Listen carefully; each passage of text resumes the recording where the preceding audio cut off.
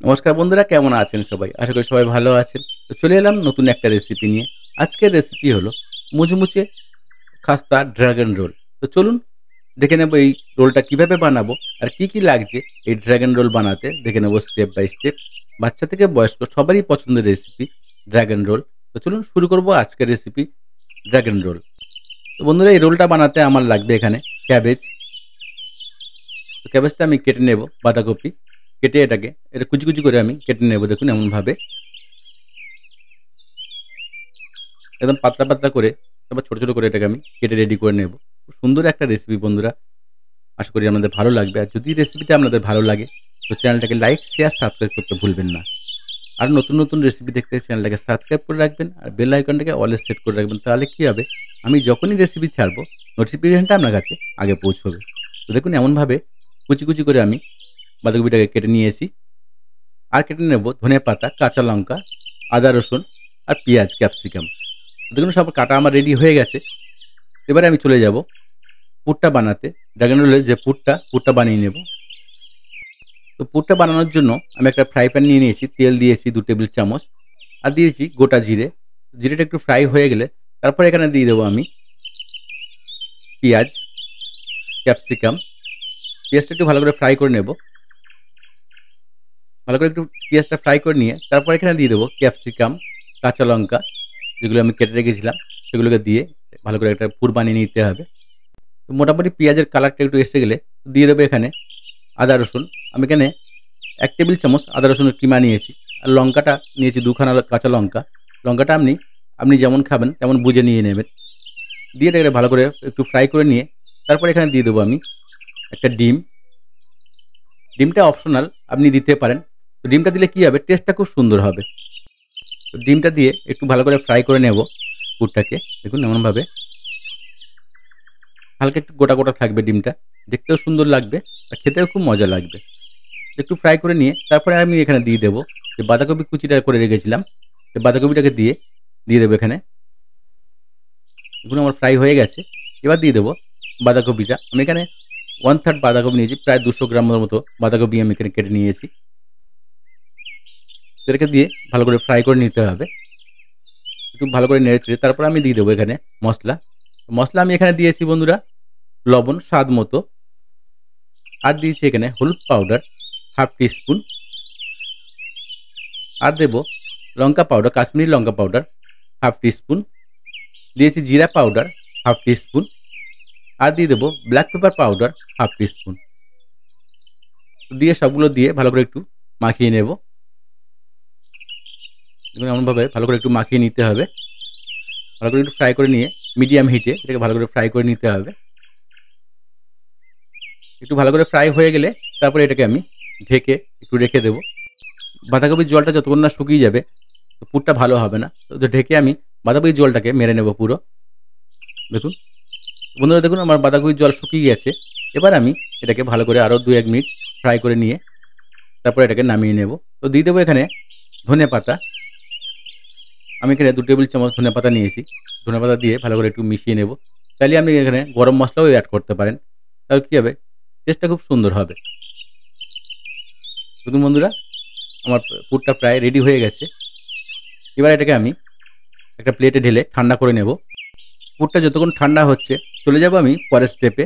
তো ড্রাগন রোলের জন্য যে সিডটা লাগবে আমি সেই ব্যাটারটা বানিয়ে নেব। তো ব্যাটার বানানোর জন্য এখানে দিয়েছি ১ কাপ ময়দা। আর দিয়ে দেবো ২ টেবিল চামচ কর্নফ্লাওয়ার বা অ্যারারুট, যেটা আপনার কাছে অ্যাভেলেবেল থাকবে সেটাকে দিয়ে দেবেন। আর এখানে দিয়ে দেবো আমি অল্প লবণ, স্বাদ মতো লবণ দিয়ে দেবো। দিয়ে এটাকে অল্প, অল্প জল দিয়ে একটা ব্যাটার বানিয়ে নেব। দেখুন এমনভাবে হুইসের সাহায্যে একটা ব্যাটার বানিয়ে নিতে হবে।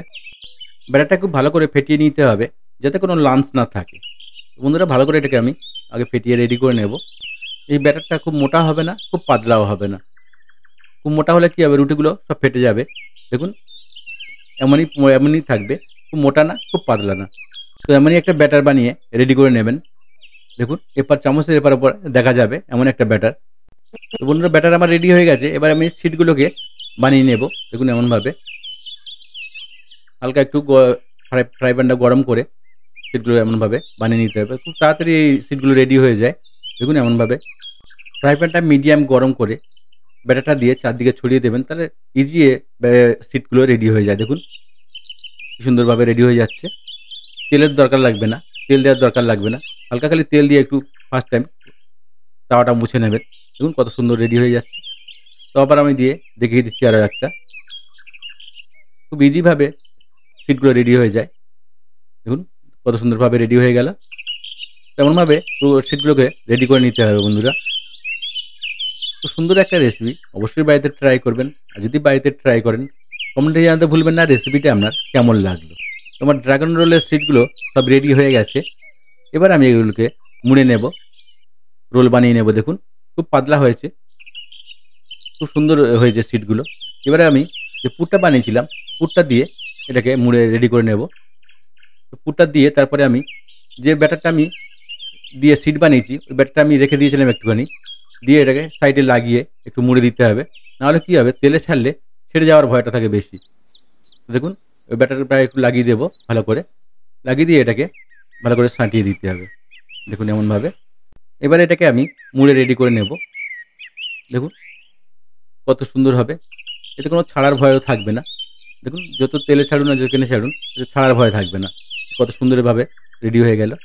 তো আরও একটা আমি এখানে দেখিয়ে দিচ্ছি কেমনভাবে বানাবেন।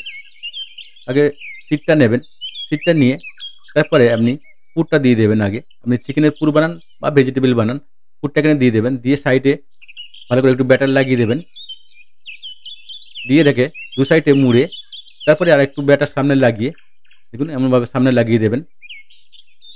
লাগিয়ে দিলে কী হবে, দিয়ে এরম রোলটাকে রোল করে নেবেন। দেখুন এমনভাবে। খুব ইজি একটা রেসিপি, খুব সহজেই এটা তৈরি হয়ে যায়। দেখুন কত সুন্দর হয়ে গেছে। তো অবশ্যই বাড়িতে ট্রাই করবেন বন্ধুরা। তো আমার সবগুলো রেডি হয়ে গেছে। এবারে আমি এগুলোকে ফ্রাই করে নেব। তো ফ্রাই করার জন্য আমি তেল বসিয়ে দিয়েছি।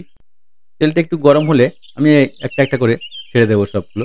দেখুন এমনভাবে তেল আমার রেডি হয়ে গেছে। এবারে একটা একটা করে আমি ফ্রাই করে নেব, যে কটা আমার কড়াতে আসবে। তেমন উল্টে পাল্টে এবারে এটুকু ফ্রাই করে নিতে হবে। দেখুন খুব সুন্দর একটা রেসিপি শেয়ার করলাম, আশা করি আপনাদের ভালো লাগবে।